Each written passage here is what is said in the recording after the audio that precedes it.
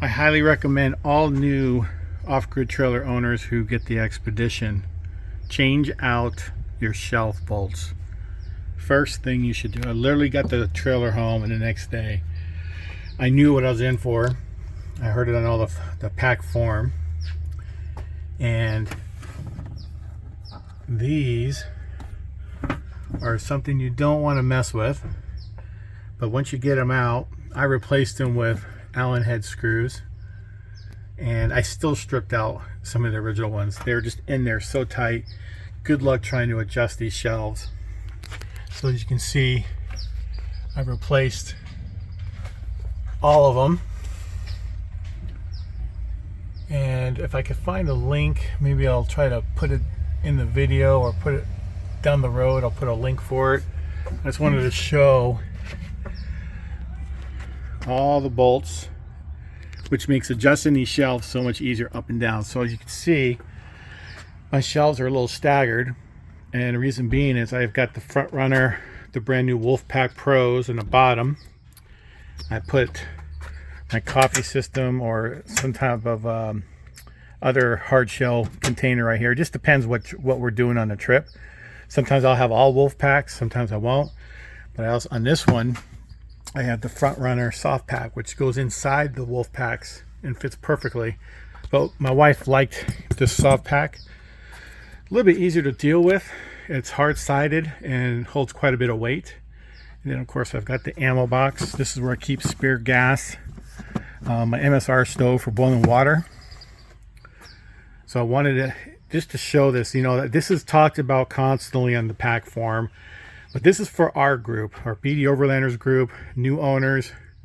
The reason why I'm doing these videos, because a lot of people just don't do the videos. They may post a picture or rant and rave on the pack website, but I wanted to show a video of what you need to do.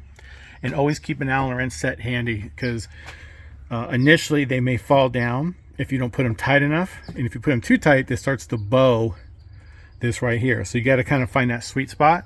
But once you do, you lock them in, set them. Some people use blue Loctite. I don't do that, just because these may not stay this way, depending on, you know, as we grow and adapt, and you know, our needs are changing. With that, also, I took this off just for ease. This is your access cover. This is, take your screws off, and they're all right there.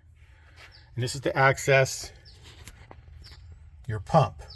Now after every trip, I take this off, and I'm always checking the connections, making sure nothing's rattled, come loose. Some people who've had their trailers for 2, 3, 4 years have had to replace the connectors. And that's common. I mean, if you're going off-roading, I mean, this thing is bouncing around. So it's like they say, it's an earthquake going down the road. You're going to eventually have to replace these. Off-grid used good connectors. No matter what you hear, these are good connectors. Don't use shark bite. I know some people have used shark bite and they're okay, but trust me, down the road, you're not going to want that shark bite on there. It's better to use some sort of a push-in like this, or even the hose clamp style. It's going to be easier to deal with. I mean, I work in the industry, been an engineer for 37 years. I mean, the shark bites are good, but trust me, you want to have something that's going to be easy to change out. Now the shark bites aren't too bad, but again, this is what I would prefer.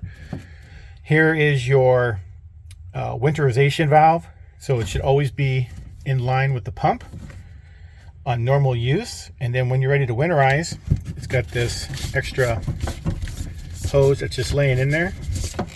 You just pull it out like so. It's got quite a bit. I think it's probably about 6 feet long. This thing is quite long. And what you would do is you would turn this valve this way. You would take the end of your hose, put it into your RV antifreeze, turn your pump on until you get antifreeze out of the shower and the sink. And once you do, you shut it off, and then you put your valve back to normal. And then you would also, I mean, I'm not going to go over the winterization procedure right now, but I'm just kind of telling you, even if it's summertime and 100 degrees out like it is right now, just understand your system, know it, know how it works. All these videos, all this stuff is on the Off-Grid website. So many people who get their trailers ask some basic questions, not realizing, did you read your manual? The manual's online. You can download it. They've updated it as of last month.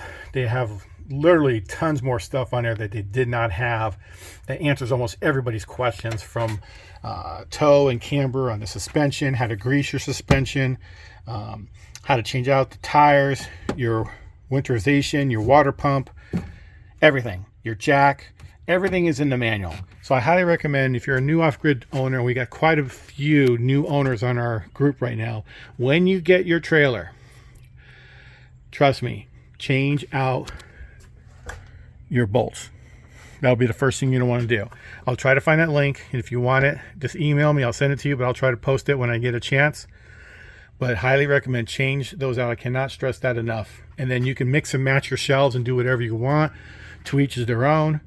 I know some people always ask, what's your best storage solution? That's up to you. That's a personal preference. Some people use clear boxes. Some people use the rigid boxes. I prefer the Wolfpack because the Expo was designed for the Wolfpack and the front runner boxes. But again, feel free to design it and mix and match and do whatever you feel is best for you. That's your choice. And that's what's so nice about these trailers. Customize it the way you want it. You don't have to do what the next person's doing. Everybody's different. And that's what's so nice about this, okay?